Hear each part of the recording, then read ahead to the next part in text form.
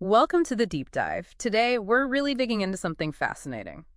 Skyden Coded. Right, this film concept from VRJ you brought us. It's got this really interesting core idea. Exactly, a single character, but existing across two different timelines.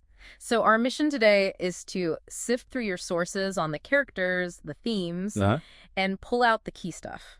Basically give you a shortcut to understanding this unique story, and it's commentary on a world that's automated life itself. Yeah, it's quite a take. So let's dive in. At the absolute center, we have this figure with two identities. First, there's Raghav. The young electronics whiz in 2026, full of passion. Right. And then, flash forward, he's Skyden in 2070, much more cynical, the hero. But your sources are clear. He's not a clone. No, not at all. He's described as a living paradox. Almost like a consciousness bridge between the times. A consciousness bridge. So how does that make him the key to saving the world? What's his specific role? Well, it's because he's the fulcrum, you know. His existence is basically living proof that you can't just copy a human soul. Okay. It can only be maybe transferred or refracted across time, as the source puts it. And that makes him incredibly valuable. Valuable how? To who? To the elites, for one. They desperately need him to, stabilize their whole immortality project. But he's also essential for the resistance. To tear it all down. Exactly. He's the weapon they need. Makes sense. Okay, so who's fighting alongside him? We've got Adam, or Abi, back in 2026, Raghav's best friend. And then in 2070, he's Skyden's adoptive brother. Your sources paint him as the real muscle and heart of the resistance. Driven by rage, loyalty, fighting for death to mean something again. The soul of the rebellion, it says here. Yeah, he's crucial. And then there's Jenny. Raghav's childhood crush, right. Oh. And later Skyden's moral anchor. Yes, and she's important because she actually challenges Skyden. She doesn't just follow, she pushes back against his cynicism. Keeps him grounded. And we should also mention Raghav's dad briefly. Oh, definitely. The humble electronics shop owner back in 2026, his tragic fate is really the spark. The catalyst for the whole hero's journey, turning Raghav towards becoming Skyden. Precisely. Now, it's not all grim, is it? There's some humor. Franklin Richard. Right, on Adam's resistance team. He brings that comic relief, the banter. It feels needed in that kind of setting. Yeah, a bit of humanity. And Skyden has an AI companion. Dry, sarcastic. Sounds like a good foil. A perfect counterpoint to Skyden's own cynicism. Yeah. Should make for some shark dialogue. Okay, and the opposition, the big bad. That would be Shockwave. He's the main antagonist. Cold, calculating, very cunning. More than just a villain. Oh, yeah. He really embodies the regime's whole obsession with absolute control. He is the system they're fighting, in a way. Got it.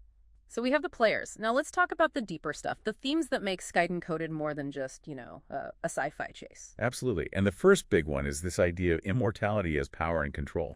Well, the elites achieve this immortality, but it comes at a cost. Right. Their minds get dull.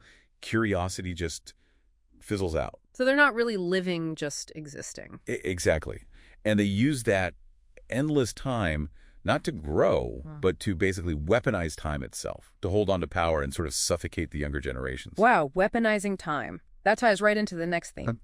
The death of curiosity versus the hunger of youth. Precisely. You have these elders living forever but learning nothing new, versus the youth who still have that drive, that need to explore, even risk death for meaning. So the resistance is fighting for the right to burn brightly, as the source says, not just exist. Yeah, it's about reclaiming that vibrancy, which also connects to the role of artificial humans as tools of stagnation. The automation aspect. They replace human creativity. And labor, yeah. It leaves actual humans feeling, robbed of function and purpose, just idle. So the rebellion becomes about reclaiming struggle itself, finding value in effort again. That's a core part of it. And that naturally leads to the resistance and the fight for natural order. They want to bring back aging and death. Seems counterintuitive. But they believe mortality is the fuel of existence. That limited time is what gives life meaning and urgency. Their war cry is basically, to die is human, to live forever without growth is slavery. Powerful stuff. And Skyden himself embodies another theme. The science of paradox as revolution. Right. His very nature, bridging time, proves the system's flawed. It shows that life and identity, they can't be permanently caged or predicted. He's the wild card, the glitch in immortality's code. Exactly. The system, the machine trying to predict everything, it can't account for him because he breaks its rules. He disrupts the stagnation. And through all this serious stuff, there's also satire. Yeah, satire of a decaying world. The film apparently uses humor, especially through Skyden, to kind of mock the absurdity of the society run by ancient, unchanging minds. Making you, the audience, maybe question systems in our own world that might be dulling us down for comfort or control? That seems to be the goal. It encourages that critical look. Okay, so where does it all lead? The ending. It points towards a dual ending, destruction and renewal.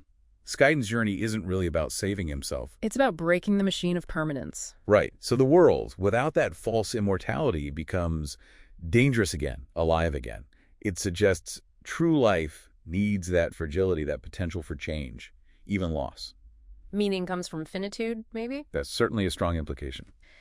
So, wrapping this up, what does this deep dive into Skyden Coded really leave you, the listener, with? It seems to boil down to a pretty profound question. It does. It really makes you think. What actually happens when that relentless chase for permanence, for stability at all costs, starts to overshadow the very purpose and, well, the meaning of being alive in the first place? Something to consider.